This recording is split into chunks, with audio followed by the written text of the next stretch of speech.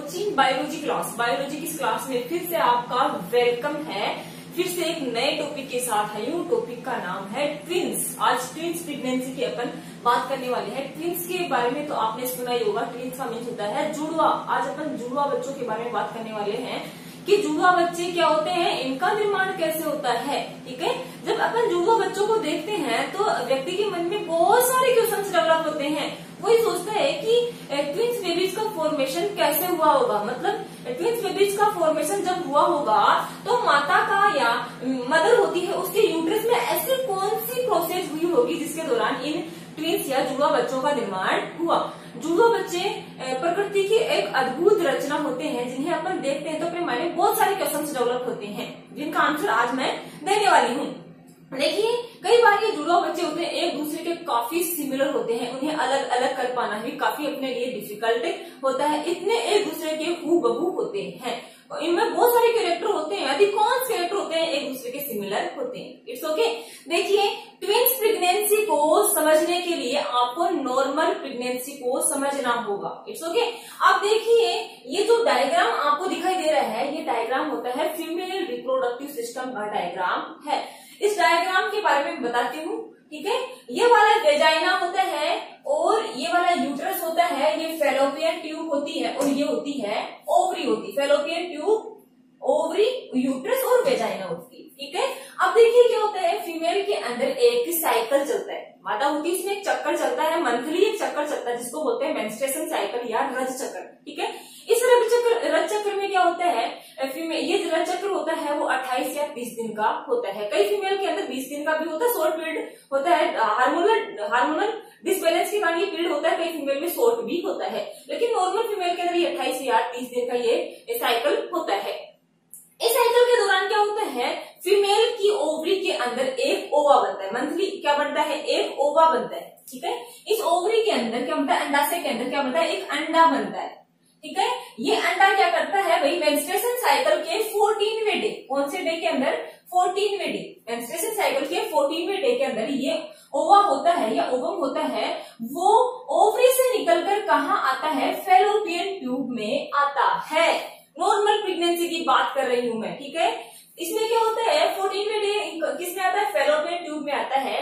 इसी दौरान यदि कपल्स के बीच में मैटिंग हो जाती है तो मैटिंग में क्या होता है, स्पर्म ट्रेवल करते हुए इस ओवम को क्या कर देते हैं, फर्टिलाइज कर देते हैं। इधर से तो क्या आ रहे हैं, ओवम आ रहे हैं, और इधर से क्या आ रहे हैं, इधर से क्या आ रहा है, इधर से तो स्पर्म आ रहा है, सॉरी इधर से स्पर्म आ रहा है, और इधर से क्या होता है, ओवम ट्रेवल करता हुआ फेलोपियन ट्यूब में आ जाता है। इधर से क्या आ जाते हैं अभी, ओवम आ रहा है। ठीक है, इसको क्या कर देता है, फर्टिलाइज कर देता है। ठीक है, फर्टिलाइज मतलब एन क्या होता है, ओवम होता है, एन क्या होता है, स्पर्म होता है, दोनों मिलकर 2n का फॉर्मेशन कर देते हैं। मैं बाहर दिखाती हूँ। देखिए ये क्या होते हैं, ये 2n हो गया। ठीक है, अब क्या होते हैं, 2n को बोलते हैं जाइगोट। जाइगोट बन गया। अब ये जाइगोट क्या करता है, इसमें प्रोसेस होती है क्लीवेज की। क्लीवेज एक ऐसी प्रोसेस होती है जिसमें अंडा क्या करता है, या जाइगोट क्या करता है, बारंबार विभाजन करता है। अंडा नहीं, जाइगोट। जाइगोट क्या करता है, बारंबार विभाजन करता है। भाई बारंबार विभाजन क्यों करता है, क्योंकि जाइगोट एक कोशिका होती है और इस एक कोशिका से भविष्य के अंदर पूरे भ्रूण का निर्माण करना होता है। तो ये जाइगोट क्या करता है, बारंबार विभाजन करता है। ठीक है, ये विभाजन करता हुए क्या करता है, ये कहाँ एंटर करता है, ये यूट्रस के अंदर ट्रेवल करता हुआ यूट्रस में आ जाता है, और यूट्रस की वॉल से क्या हो जाता है, दीवार से अटैच हो जाता है, और अटैच होते हुए क्या करता है, भ्रूण का निर्माण करता है। ये तो नॉर्मल प्रेगनेंसी की बात हुई। लेकिन बात करें अपन ट्विंस का निर्माण कैसे होता है, जुड़वा बच्चों का निर्माण कैसे होता है। जुड़वा बच्चे होते हैं वो दो प्रकार के होते हैं। जुड़वा बच्चे कितने प्रकार के होते हैं, दो प्रकार के। एक होते हैं आइडेंटिकल ट्विंस, आइडेंटिकल ट्विंस। ठीक है, और दूसरे होते हैं, दूसरा जो टाइप होता है वो होता है फ्रेटर्नल ट्विंस। Fraternal twins. बात करते हैं अपन आइडेंटिकल ट्विंस। आइडेंटिकल ट्विंस ऐसे ट्विंस होते हैं जो आकार, आकृति, रंग, रूप सब में क्या होते हैं, एक दूसरे के काफी सिमिलर होते हैं। मतलब कई जुड़वा बच्चे ऐसे होते हैं जो एक दूसरे के काफी सिमिलर होते हैं, काफी समानता एक दूसरे से शो करते हैं। तो ऐसे ट्विंस क्या होते हैं, आइडेंटिकल ट्विंस होते हैं। पर देखो भ्रूण विकास के दौरान इनका निर्माण कैसे होता है। ठीक है, अपनी ओवरी क्या करती है, मेंस्ट्रुएशन साइकिल के दौरान एक अंडा प्रोड्यूस करती है। ठीक है, ये अंडा क्या करता है, 14वें डे 15-16 नॉर्मल प्रेगनेंसी। ठीक है, ये कहाँ करता है, फैलोपियन ट्यूब से कहा, ओवरी से फैलोपियन ट्यूब के अंदर जाता है, ठीक है। इसी दौरान मैटिंग होती है, तो मैटिंग से स्पर्म ट्रेवल करता हुआ कहाँ आता है, फैलोपियन ट्यूब के अंदर आता है। दोनों के बीच में क्या हो जाती है, दोनों के बीच में फ्यूजन हो जाता है, दोनों एक दूसरे में मिक्स हो जाते हैं और एन मिलकर किसका निर्माण करते हैं, दोबारा किसका निर्माण कर देते हैं, 2n का निर्माण कर देते हैं। अब इसको बोलते हैं जाइगोट। इसको क्या बोलते हैं, जब ये दोनों आपस में जुड़ जाते हैं तो इसको बोलते हैं जाइगोट। अब ये जाइगोट क्या करता है, इस जाइगोट को भी, ये एक कोशिका होती है, इस एक कोशिका से भविष्य के अंदर इसको भ्रूण बनाना होता है, एम्ब्रियो बनाना होता है, तो ये क्या करेगा, बारंबार क्या करेगा, विभाजन करता है, विभाजन करते हुए भ्रूण का निर्माण करता है। तो इसमें क्या करता है, ये विभाजन करना स्टार्ट कर देता है। तो वैज्ञानिकों ने बताया है, वैज्ञानिकों का मानना है कि जाइगोट के अंदर शुरू के अंदर जो विभाजन होते हैं और विभाजन से जो सेल्स बनती है, भाई शुरू के अंदर ये विभाजन हो रहे हैं, भाई एक ये जाइगोट है, इसमें एक विभाजन हुआ तो 2 कोशिकाएं बन गई, दूसरा जब बीच के अंदर विभाजन हुआ तो 4 कोशिकाएं बन गई। तो वैज्ञानिकों का मानना है कि शुरू के अंदर जो विभाजन होते हैं, ठीक है, शुरू के अंदर जो विभाजन होते हैं, इस विभाजन के दौरान जो कोशिकाएं बनती हैं उन कोशिकाओं के अंदर टोटिपोटेंसी का गुण होता है। टोटिपोटेंसी का मतलब ये होता है कि हर एक कोशिका एक नंबर, इसको 1 नंबर दे देते हैं, इसको 2 देते हैं और इसको 3 नंबर दे देते हैं, या 4 कोशिकाएं हुई ना, 4 कोशिकाएं। तो इसमें प्रत्येक कोशिका के अंदर इतनी क्षमता होती है कि एक नए गुण का निर्माण कर दे, ठीक है। अब देखिए मैंने कहा कि इसमें 4 विभाजन हो गए, चारों कोशिकाएं जब एक जगह रहती हैं तो एक एम्ब्रियो बनता है। चारों कोशिकाएं जब एक जगह रहती हैं तो एक एम्ब्रियो बनता है, लेकिन चारों कोशिकाएं कई बार क्या होती हैं, कई बायोलॉजिकल फैक्टर या फिजियोलॉजिकल फैक्टर्स के कारण क्या हो जाती है, अलग अलग हो जाती हैं। यदि ये चारों कोशिकाएं क्या होती है भाई, ये देखो 1 नंबर की हो गई, ठीक है, इसको 2 नंबर अलग अलग हो गई है ना, और 3 नंबर और ये 4 नंबर। यदि ये चारों कोशिकाएं एक जगह है तो एक एम्ब्रियो, और चारों कोशिकाएं जब अलग अलग हैं, ठीक है, अलग अलग हैं तो अलग अलग एम्ब्रियो का फॉर्मेशन होगा, मतलब 4 एम्ब्रियो का फॉर्मेशन होगा। लेकिन ये जो क्षमता होती है शुरू के कुछ विभाजन तक ही होती है, उसके बाद में ये क्षमता टोटिपोटेंसी का जो गुण होता है वो समाप्त हो जाता है, हर एक कोशिका का आगे फ्यूचर डिसाइड होने लग जाता है, ठीक है। अब देखिए ये तो आप देखो, ये चारों कोशिकाएं क्या करेंगी, ये वाली को ये भी यूट्रस से अटैच हो जाएगी, ये इससे अटैच हो जाएगी, ये इससे अटैच हो जाएगी और ये इससे अटैच हो जाएगी। चारों क्या होती हैं, गर्भाशय की जो आंतरिक दीवार होती है इसको बोलते हैं एंडोमेट्रियम। एंडोमेट्रियम से ये चारों कोशिकाएं क्या हो जाती है, अलग अलग अटैच हो जाती हैं और अटैच होते हुए ग्रोथ करते हुए एक 4 कंप्लीट एम्ब्रियो का फॉर्मेशन करती है। अब देखिए भाई क्या होते हैं, भाई ये एक दूसरे से सर्कल सूरत में मैच क्यों करते हैं, इसका आंसर मैं भी देने वाली हूँ। क्योंकि देखो शुरू के अंदर एक ही ओवा था, शुरू के अंदर एक ही ओवा था, ठीक है, ओवा ने विभाजन किया, ओवा उसमें फ्यूजन हो गया, फ्यूजन से जाइगोट बना और जाइगोट के अंदर विभाजन हुए, ठीक है, तो 4 कोशिकाएं बढ़ गई। तो चारों कोशिकाएं क्या थी, शुरू के अंदर इसमें एक ही प्रकार का आनुवंशिक पदार्थ था, लेकिन क्या हुआ, फिजियोलॉजिकल या बायोलॉजिकल फैक्टर्स के कारण मतलब कुछ समय के बाद में क्या हुए, चारों कोशिकाएं अलग अलग हो गई। तो आनुवंशिक पदार्थ या जीन्स इसमें क्या होते हैं, समान होते हैं, तो इनके अंदर जो इनसे आगे जो एम्ब्रियो डेवलप होता है वो भी क्या होगा, एक दूसरे के सिमिलर होगा, ठीक है। ये तो हो गए ट्विन्स में भी एक दूसरे के समरूप जो बच्चे पैदा होते हैं, जिनकी शकल सूरत मैच करती है, वो इस प्रकार से बनते हैं, ठीक है। देखिए बात करते हैं अपन फ्रेटर्नल ट्विन्स, या कई बार क्या होते हैं, जुड़वा बच्चे, ऐसे जुड़वा बच्चे पैदा होते हैं जो एक दूसरे से काफी डिफरेंट होते हैं, मतलब ये लगता ही नहीं कि ये जुड़वा बच्चे हैं, ठीक है, एक साथ ही पैदा हुए हैं।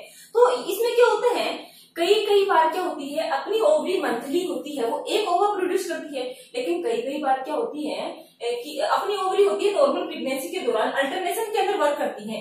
कई बार एक ये ओवरी होती है, ये ओवरी अंडा प्रोड्यूस कर दिए एक मंथ के अंदर, तो दूसरे मंथ के अंदर ये ओवरी एक्टिव होके अंडा प्रोड्यूस करती है, तो अल्टरनेशन के अंदर काम करती है। लेकिन कई बार क्या होती है, हार्मोनल डिसबैलेंस या फर्टिलिटी ड्रग्स के कारण क्या होती है, फीमेल की दोनों ओवरी एक साथ एक्टिव हो जाती है। तो एक ओवरी, एक अंडा तो ये वाली ओवरी प्रोड्यूस करती है और एक अंडा ये वाली ओवरी फैलोपियन ट्यूब के अंदर क्या करती है, प्रोड्यूस करती है। तो 2 अंडे हो गई।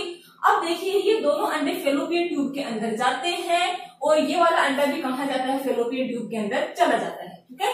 अब इसी दौरान मेंस्ट्रुएशन साइकिल के दौरान क्या होता है, फैलोपियन ट्यूब के अंदर तो सबको पता होता है भाई, मेंस्ट्रुएशन साइकिल किसी का 20 दिन का होता है तो किसी का क्या होता है भाई, जिनका 20-25 दिन का होता है उनके अंदर जो ओवुलेशन की प्रोसेस होती है, अंडोत्सर्ग की जो प्रक्रिया होती है वो कब होती है, 10 या 11 दिन में होती है, ठीक है। लेकिन जिनका मेंस्ट्रुएशन साइकिल 28 या 30 दिन का होता है उनके अंदर 14वें डे के अंदर क्या होता है, ओवुलेशन होता है, अंडा होता है वो फैलोपियन ट्यूब के अंदर 14वें डे के अंदर फैलोपियन ट्यूब में एंटर करता है। अब देखिए दोनों ओवा ने क्या कर दी, फैलोपियन ट्यूब के अंदर एंट्री मार दी, इसी दौरान मेटिंग होती है।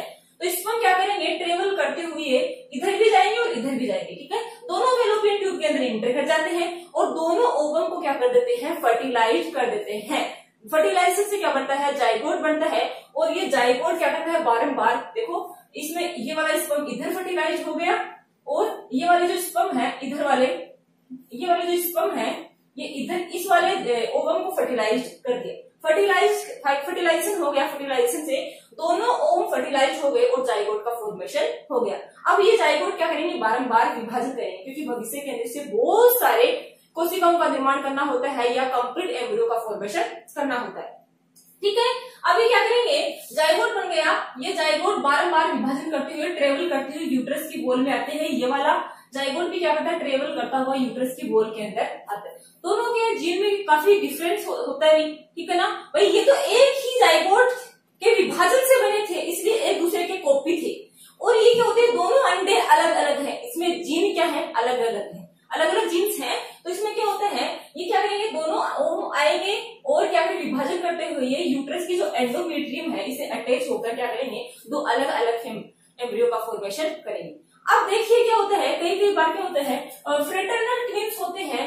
फ्रेटर्नल जो ट्विंस होते हैं मतलब जुड़वा जो बच्चे होते हैं, एक साथ जो दो जुड़वा बच्चे पैदा होते हैं वो दोनों मेल भी हो सकते हैं, दोनों फीमेल भी हो सकते हैं, या एक मेल या एक फीमेल भी हो सकते हैं। क्यों, क्योंकि दोनों ओवम अलग अलग होते हैं, दोनों ओवम क्या होते हैं, अलग अलग होते हैं। जबकि आइडेंटिकल ट्विंस में क्या होता है, यदि दोनों मेल हैं तो दोनों मेल ही होंगे क्योंकि एक ही जाइगोट के विभाजन से बनते हैं। यदि दोनों फीमेल है तो दोनों फीमेल ही होंगे। It's okay. अब देखिए अपने समाज के अंदर बहुत सारी अवधारणाएं फैली हुई है। ये अवधारणा ये है कि मतलब सेक्स डिटर्मिनेशन के लिए फीमेल रेस्पॉन्सिबल होती है, मतलब लिंग का जो निर्धारण होता है वो मादा करती है। मतलब मादाओं को टॉर्चर किया जाता है कि बेटा पैदा होता है, बेटी जो पैदा होती है उसमें उसके लिए मादाओं को या माँ को रेस्पॉन्सिबल माना जाता है, टॉर्चर किया जाता है कि आपने बेटी पैदा कर दी, आपने बेटा पैदा कर दिया। लेकिन साइंस ये बोलता है, साइंस ये मानता है कि यदि रेस्पॉन्सिबल है और सेक्स का जो डिटर्मिनेशन होता है वो मेल का स्पर्म करता है, मेल का स्पर्म इसका डिटर्मिनेशन करता है कि बेटा पैदा होगी या बेटी पैदा होगी, इसका मेल का स्पर्म डिसाइड करता है। लेकिन देखिए तो इसमें कंट्रोल तो दोनों का ही नहीं होता क्योंकि ये नेचुरल प्रोसेस होती है। तो अपन मान सकते हैं कि न तो इसमें मेल रिस्पॉन्सिबल होता है न फीमेल रिस्पॉन्सिबल होती है। यदि होता है तो मेल होता है, यदि दोष दिया जाता है तो मेल को देना चाहिए, आदमी को देना चाहिए क्योंकि उसका जो स्पर्म होता है वो ही डिसाइड करता है एम्ब्रियो क्या बनेगा। लेकिन एक नेचुरल प्रोसेस होती है, न तो इसमें मेल कुछ कर सकता न ही फीमेल कुछ कर सकती है, दोनों कंट्रोलिंग के बाहर प्रोसेस होती है, इसलिए दोष किसी को नहीं देना चाहिए। एक फीमेल होती है प्रेगनेंसी के दौरान काफी प्रॉब्लम को फेस करते हुए एक बच्चे को जन्म देती है, तो उसकी फीलिंग्स की उसकी कदर करनी चाहिए, उसकी भावनाओं की कदर करनी चाहिए। मेरा वीडियो पसंद आया तो लाइक कीजिए, शेयर कीजिए एंड सब्सक्राइब कीजिए। Thanks a lot.